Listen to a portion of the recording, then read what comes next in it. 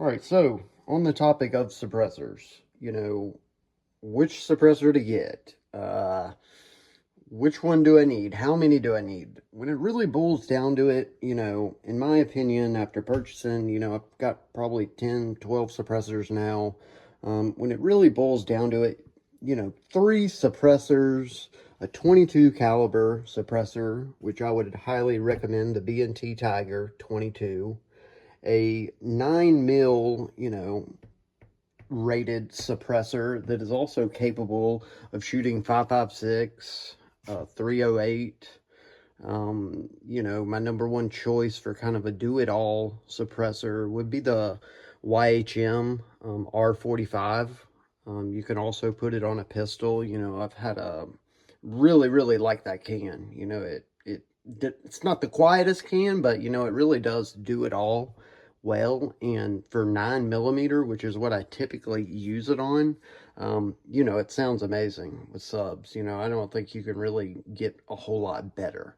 Also, the tuna can may be something to consider. Both of these, the YHM and the tuna can, they're both kind of right around that $500 mark. So one of those. And then, the last thing is really, it's a lot of fun to shoot 5.56. Everybody's got an AR. And you really want to get a quality 5.56 suppressor to really, mitigate as much sound as possible. In my experience, this Fireteam 5.56 can, it's just amazing. It sounds great. Today, my Rhodie 6 titanium suppressor just got approved, so I've got that. Gonna put a few shots through it, and we'll decide, of the three that I would have to have, would it be the Fireteam or the Rhodie? So let's go out to the range. All right, so here we have it. The Rhodie 6 made out of titanium. The Fireteam 5.56, which is an Inconel. Of course, the titanium, it's not going to hold up. I think it's got a 3 mags per minute max, then cooldown. The Inconel can only take but so much as well, but I think, it's standard maybe set at 6 mags per minute. Not that anyone's going to go through that many mags, if you're just kind of casually range shooting, but let's see what they both sound like. The Fireteam is set up on a 10.5 PSA, and the Rhodie 6 is set up on a 12.5 BCM. Alright, so while we're waiting for this wonderful weather to subside, I figured I'd run a few rounds through some of the 22 cans that I have.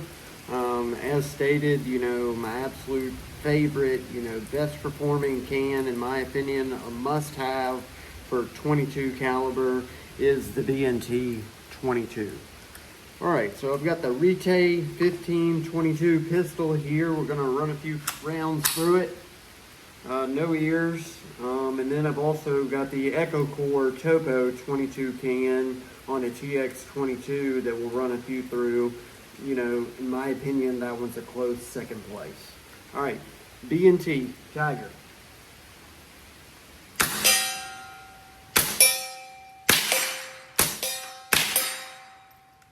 Had a few hot rounds there, but for the most part, this thing with supersonic rounds sounds really good. Definitely don't need ears.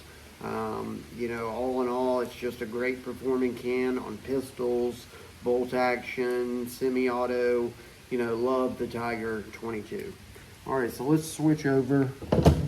We've got the new echocore Topo, and like I said, it's on the TX22. This thing, I really wanted to get one because of its features. Specs have stated it can be put on a bolt action 223. So that was one of the reasons, I was enticed into getting it.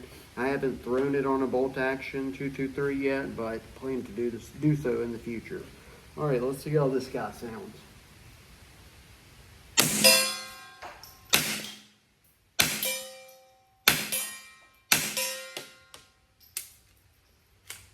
Yeah, I would say that one, Could be the difference in hosts there, but it's got definitely a little bit more pop spunk to it, but still, you know, with no ears, sounds great. So I would say, in my opinion, B&T Tiger 22 takes first place, and a close second place is the new echocore Topo. Alright, still on a little bit of a rain delay, but I brought out the YHM R45. This is on the PSA 9mm, I think it's called the AKV, I believe is what it's called.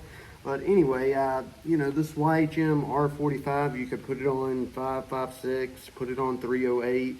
You know, it's a little past the barrier of hearing safe, in my opinion, but it still, you know, suppresses sound. It's better than no suppressor. Definitely knocks a lot of that concussion out of the gun.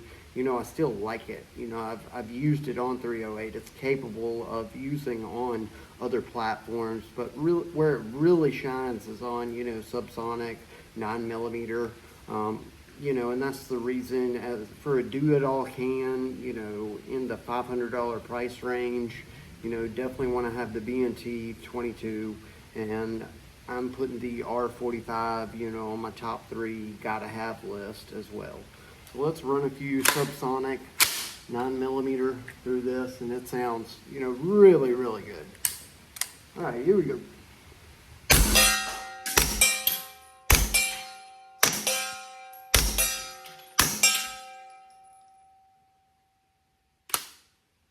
I mean, that thing just runs like a dream, the R45.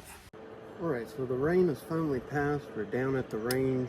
Got the Ridgeback Defense Rhodie 6 Ti on first. Let's send a few rounds down range, see how she sounds. I'm gonna pop this plug out. All right, here we go. Rhodie 6.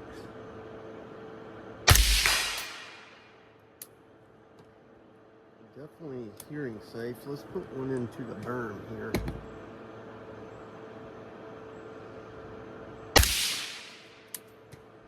Nice sharp pop, but definitely, like I said, hearing safe. Let's switch over to the Fireteam 556. Alright, switched over to the Fireteam 556. This one is in Inconel. Send a few more rounds down range. See how this one sounds. No ears. We'll go after some steel about 100 yards out first, just like the Rhodie. I would say right off the rip, the Fireteam to me sounds a little bit louder. Let's put one through the berm now.